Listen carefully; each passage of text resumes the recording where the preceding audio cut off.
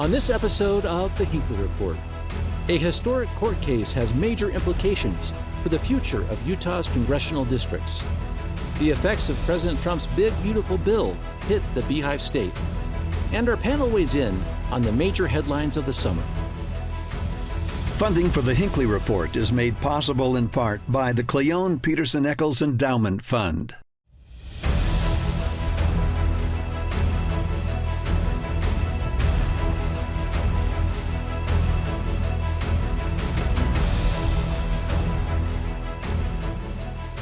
Good evening, and welcome to The Hinckley Report. I'm Jason Perry, director of the Hinckley Institute of Politics. Covering the week, we have Doug Wilkes, executive editor of the Deseret News, Leah Murray, director of the Olene Walker Institute of Politics and Public Service at Weber State University, and Max Roth, anchor with Fox 13 News. So glad to have you with us. This is season 10 of The Hinckley Report, and we had a lot happening this summer. We're gonna try to break that down a little bit today, thanks to you and your expertise, some of the stories you saw.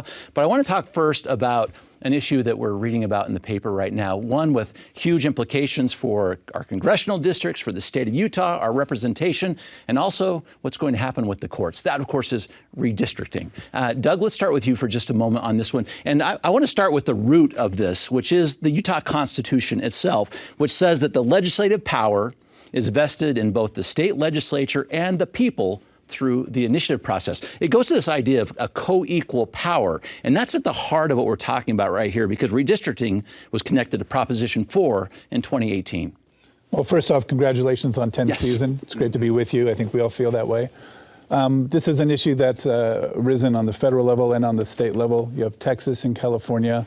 It's all about power in some ways, but in the constitutional framework, the people have a right through an initiative process to put forward laws, to put forward policy. We're a representative government, which means it's not a pure democracy. You do want representatives to be able to debate and change laws. But the controversy here is if there's a proposition or an initiative that deals with government and government structure, the people have a right to do that without the government changing its own government structure. So that's where the test is.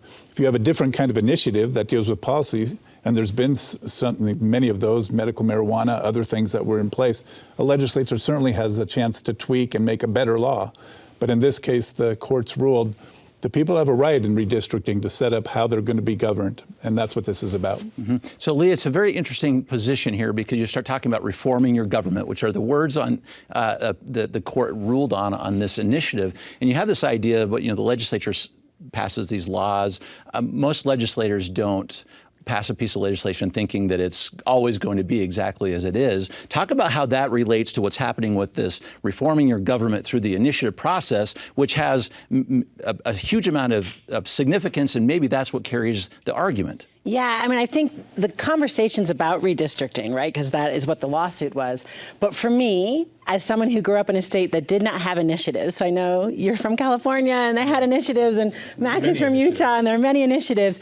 We didn't have that. So to me, the most interesting question here is, why can't the legislature make decisions about policy going forward?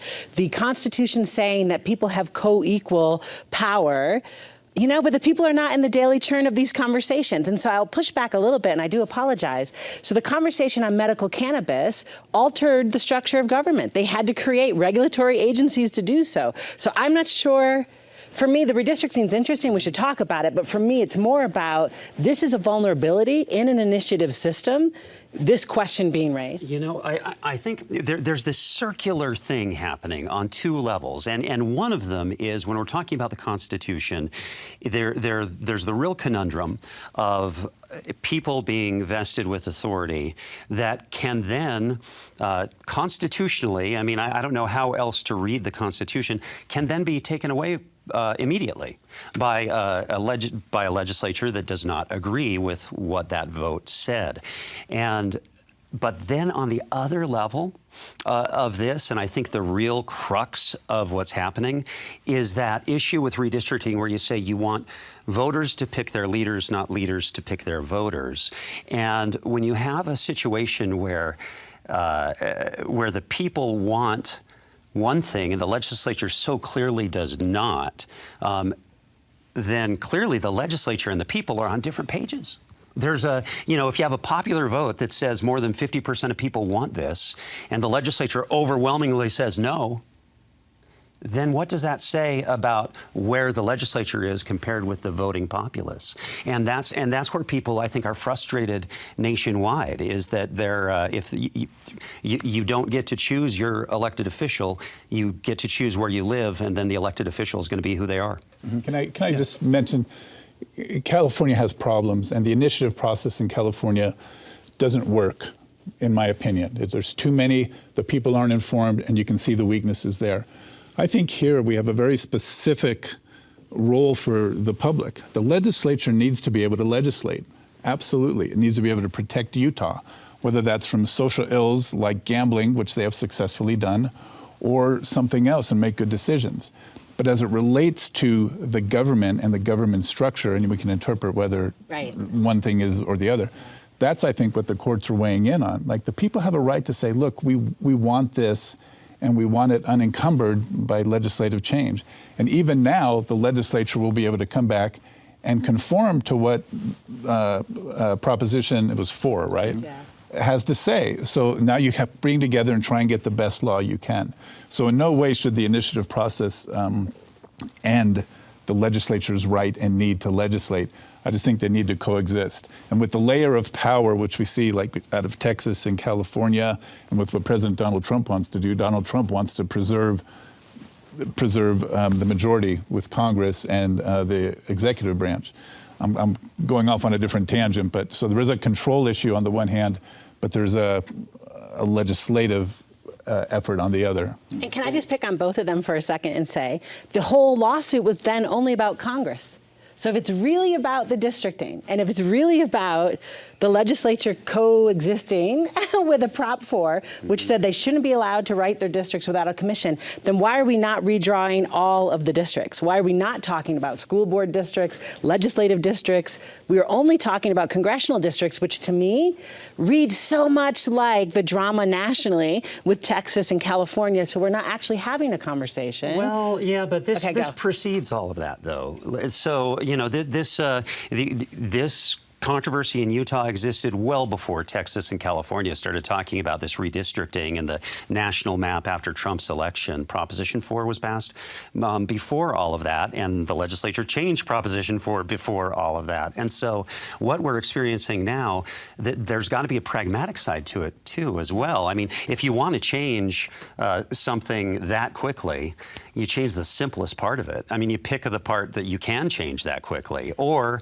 the change isn't going to matter. If this is a complex lawsuit that lasts years, the 2030 census comes. Jason, you have a solution. What's the solution? Well, let's talk about what we think is going to happen. So let's talk about what the solutions might be for just a moment, because the legislature has been directed by 3rd District Court Judge Diana Gibson to submit some maps. And based on some parts of Proposition 4, namely some of the key provisions that were in there that were passed, what these lines should look like. And I want to ask you a moment about this underlying philosophy, because some of it gets down to this very simple approach to this. Should it be a pizza or should it be a donut? Which is where our legislature is talking about in just a moment, because they may submit new maps. They may just challenge this in court as well. But talk about, whoever's interested in this particular one, why the legislature seems to be still looking for that pizza approach to how they carve out the congressional districts. Well, I live right in downtown Salt Lake City, and you have districts that go, from Salt Lake all the way down to the southern border of Utah. So the question, your pizza, is that appropriate? There's an argument to be made that you get a more moderate legislator because you're dealing with urban areas, rural areas, and that collectively can lead to good governing. On the other hand, is it a control issue? And rather than have Salt Lake, which tends to be more liberal-minded, certainly there's a Democrat for a mayor and has been for a long time, and you have perhaps a little different urban sensibility. Should that be somewhat contained or in a donut, as you say, or does that lead to worse government? And that's an opinion, and you can see both sides to that. Uh-huh. Yeah, I mean, I have a real problem with the pizza system, so I will just say, right now, that makes every district in the state, Salt Lake City is the most important city. and I know I'm sitting here in Salt Lake City, and you just said you lived here, and so maybe it should be. No, but I don't think it should have a greater voice than someone in St. George necessarily. Right, a little bit I'm thinking St. George is always going to be a younger sibling to Salt Lake in a pizza district. So I would like a different way of districting that acknowledges that there are population centers outside of the Wasatch Front that probably need some attention as well. You know, I'm surprised because I think that it actually takes Salt Lake City out of the picture. And that's the whole point, is to, when you split this very clear blue blob in Utah that's in that donut hole, when you split that 4 ways, then it doesn't have any impact on who's elected. It's and then the other thing, when you talk about some of the common sense stuff, you can go to Mill Creek, the city of Mill Creek, and at 39th South and about 23rd East, there's a little ditch. They call it a canal, but sometimes it has water, sometimes it doesn't. There's mud, separates a couple of houses, and the district split 3 ways right there in the middle of Mill Creek. And then 10 blocks down, the next district, which is not split there, splits with 2 of the districts in 1 spot. And so is Mill Creek the epicenter of Utah? And is there a reason to separate Salt Lake County, which does have some cohesive political identity? Is there some reason to split it 4 ways that doesn't have to do with making sure that identity isn't expressed? Yeah, but even to your point right there, it might dilute partisan power, but every single one of our members are talking about the Great Salt Lake. No one talks about Lake Powell except for Celeste Malloy, and that's because she's located, and I don't want to get into water, but like a little bit, it feels like all of the issues of the day center on the Wasatch Front. So even if the argument can be made that we've diluted Democratic power, the conversations about what the interests are and what the issues are absolutely centered here. You do have a lot of conservative people in Salt Lake City. My neighbors, my family, you have people who are very conservative who feel like, wow, we don't have a voice, and thank goodness we have some voice here with this district. On the other hand, can you control what comes forward and what doesn't? Well, we are a one-party state. The Republican Party has a tremendous amount of control. So if you believe that this is all a control play, then you disagree with it. If you believe it's a representative play, you have a different point of view. There is, when you look at the way a donut split tends to happen, you grow up in Utah. I grew up in Ogden. So I always thought, okay, Ogden's kind of the capital of northern Utah. You know, north of Salt Lake, right. Ogden's central. And south of Salt Lake, Provo's central. And the donut has Ogden and northern Utah. And that kind of makes sense. You just look at the map and you get it. And then Provo includes St. George and all of southern Utah. Now, you put St. George in with Provo. St. George is a big city, and it has a voice in that district. Yeah. Okay, let's get into something just as interesting. A big bill was just passed this summer. I want to talk about some of the implications for the state of Utah. It was called the One Big Beautiful Bill, and there were several provisions in there that impacted us here in the state of Utah. Talk about that for just a minute, Doug. Well, first off, I would ask, what's in a name? Is it a big, beautiful bill? Well, that characterizes it a certain way. When Democrats were in power, they had a bill and they called it the Deficit Reduction Act, which didn't reduce the deficit. Is this a beautiful bill? Some will say yes, some will say no. What it did is it extended the tax benefits. And so if that didn't pass, you would feel it. Average people would feel it. Rich people, poor people would feel it. So the fact that those taxes weren't changed is beautiful for a lot of people. There were other benefits to it. There was some Social Security tax benefit, not as widely spread as it was perhaps put forward, but there was some benefit there. Nevertheless, we have a debt and a deficit that is huge, right? You have $35 trillion. We have Social Security and entitlements that are going to collapse unless something's done within 10 years. So Elon Musk flooded the premises, one, because electric cars were no longer there was a subsidy or a credit for that, and nobody dealt with the deficit and the debt that we seem to have. So Mixed results, but I think overall Utahns would support this bill. Certainly the legislators did. Leah, talk about the people you were talking to on both sides of this thing, because it did extend those tax cuts. There were a couple campaign promises from President Trump in this: no tax on tips, overtime, car loan interest, things like that were in there. But talk about that balance, because as Doug was just mentioning, this was the argument, is some of these things are happening, but there is still a deficit side to this. Yeah, and a little bit, Jason, it's like, where are the deficit hawks? Gone, right? So I'm just going to say, I thought my last read on that debt was like 36 trillion high, that I've been rounding up to 37 trillion, which is maybe hyperbole. But there's no conversation. Yeah, I mean, like we did not address deficits. We didn't start paying down the debt. So great, we have tax cuts, but in the long term, we're kind of mortgaging our future so that it feels good today. Yeah, and I'm just not persuaded that's beautiful for anybody.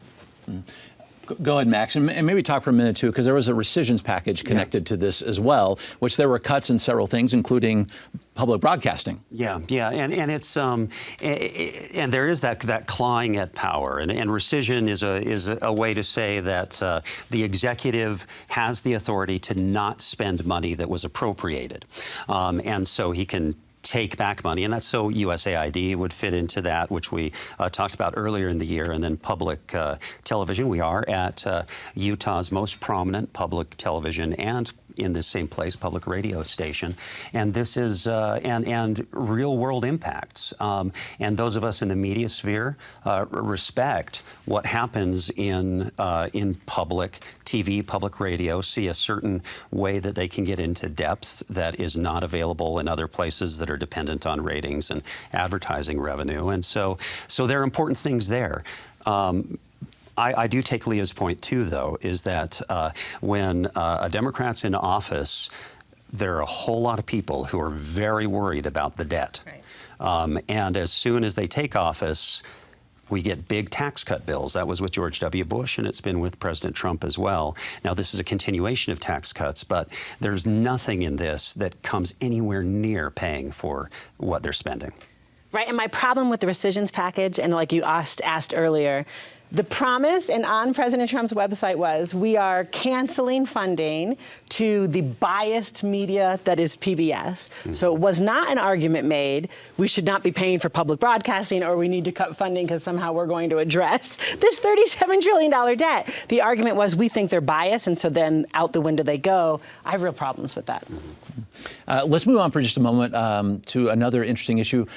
We have a comment from President Trump on the state of Utah and some things happening here in the state as well. Let's talk about mail-in ballots. This is something we've talked about through the legislative session. There's several bills were touching this. Utahns, by and large, we'll go through some of these polling numbers that we've done with the Deseret News, Doug, but Utahns tend to like mail-in balloting. But I want to read a tweet from what's on Truth Social from President Trump about what he would like to see happen in the state of Utah. And let's see where we might go. And Doug, we'll give you this question after I read this. This is from President Trump on Truth Social. He said, "I'm going to lead a movement to get rid of mail-in ballots. And also, while we're at it, highly inaccurate, very expensive, and seriously controversial voting machines." Mail-in ballots. Look, Utah, before there was any controversy, if you will, about mail-in ballots, Utah was at the forefront of saying, we don't have good turnout in Utah. What are we going to do about it? Well, we need to make it easier for people to vote. And that would include elderly folks, or it might include a single mother home with children who can sit at her kitchen table, look at the issues, and mail in a ballot. And that succeeded in increasing the turnout substantially. And there was more representation, it worked, it was convenient, and it was successful in Utah, which had time enough to do it correctly. So to suggest now that we should get rid of all mail-in ballots is trying to solve a problem that certainly doesn't exist in Utah. And the question is, are there places in the nation where mail-in ballots need to be addressed? It's not a bad thing to look at balloting and whether things are happening fairly.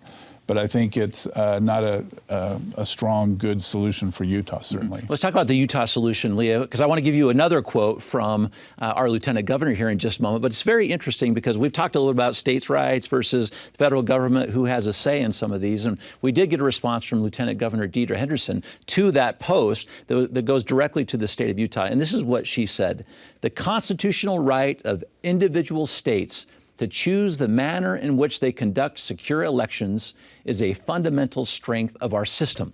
She kind of went to this idea that it's the states that are supposed to do this. Yeah, she's right. I couldn't agree with her more. Constitutionally, federalism is a thing. Sorry, President Trump. And states get to decide the manner of their elections. And a little bit, I went to workshops back in 2013 up in Ogden about how we were going to pilot vote by mail, because certain municipalities in Weber County were doing that. And those were local conversations, and we all thought that was a great idea. That's the way this is supposed to happen. States should decide what is best for their people and the way that they do elections, you know, and she's right to clap back. And it's an accidentally ingenious system to thwart people stealing an election, especially on the national stage. How do you steal an election in which you would have to hack every county in every state, where there are systems in place that are spread out across our vast country, and in every locality, they're looking at this. And the people who look at it, they're the county people who are elected. It's George down the street. You know, it's in a big county, it's not George down the street. It's, you know, Sally in the next city over. But it's, you know, there's that local aspect makes our elections more secure. It's interesting. Let's just do one or two polling numbers that the Hinckley Institute did with the Deseret News. Doug, in 2024, in that primary election, 97% of voters in Utah used mail-in ballots to do that vote. 89% going to the election before that said they were confident that the state and local governments would conduct a fair and accurate election. Kind of put those two things into context for us, where Utahns seem to like it, trust it, but it might not be part of the national narrative. Well, it's part of what Max says. It really is a protection when you go county by county and your neighbor is at the voting booth, and it's an incredibly strong way for social engagement. So whether you're reading ballots and opening them up and then comparing signatures, all of that is the civic process that just builds trust in America and the elections, both locally and nationally. I think overwhelmingly Utahns approve it. I think Deidre Henderson is correct. Again, I think it's right to have oversight. It's right to check your processes. But overwhelmingly, there is not a problem in Utah. And with all 50 states having to do this, it's incredibly difficult. It would be incredibly difficult to steal an election. And I just wanted to elevate, too. Utah does that track my ballot feature, right? So, and I think voters really like that as well, because I can say, I get a text, your ballot was received by this county, you get a text, it's now been processed. So we all know every stage what's happening with our ballot. But people are believing what's being put to them, that this is not trustworthy, that this is easy to hack, and that these things aren't in place. And the reason I say that, and this is not scientific at all, but on the primary election day, I went to a local voting place, and I talked to the people who came. There weren't many people, you know, for a municipal primary, but so I wound up interviewing 4 people, and 3 of them thought that mail-in balloting had to end, because it is so easy to corrupt and not as reliable as other forms of voting. And they were wholly on board with that idea.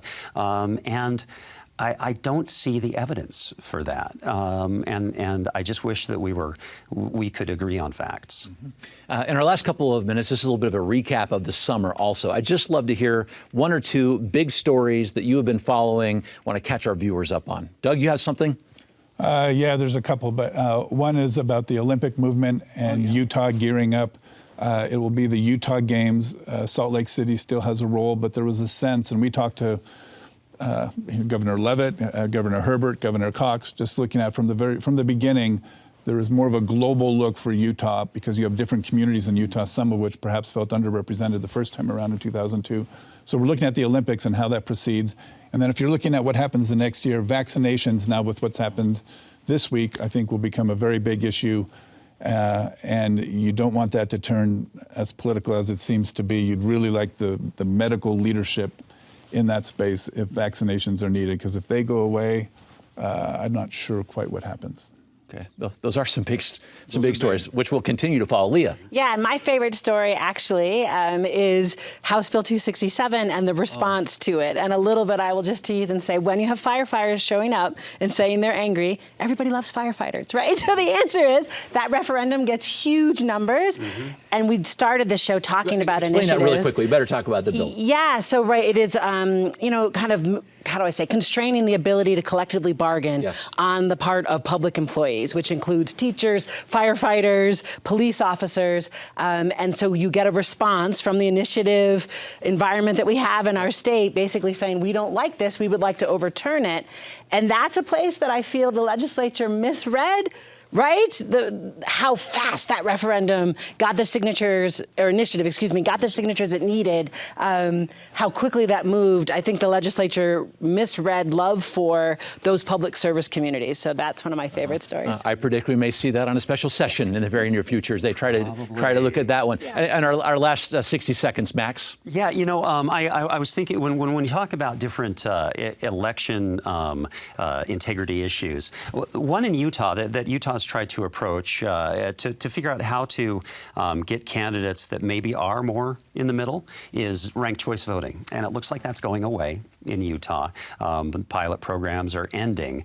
I wonder if we've really looked closely enough at how that worked and whether it's effective, because people are trying to find a solution to this polarization. And when we get potential solutions, it seems like they just go away. To this ranked choice voting, Leah, it's interesting because we had several counties, several places that were using this. Yeah. A little thought about that in our last 15, 20 seconds. Yeah, it was like 22 municipalities were piloting it, and I think Max's point's on point. We did not ever actually look to see if it worked, but what we were hearing anecdotally was it affected that polarization. People were kinder, campaigns were better. Yeah, which was the argument behind it. Right. Thank you so much for your great insights on this first episode. We are grateful for it. And thank you for watching the Hinckley Report. This show is also available as a podcast. Thank you for being with us. We will see you next week.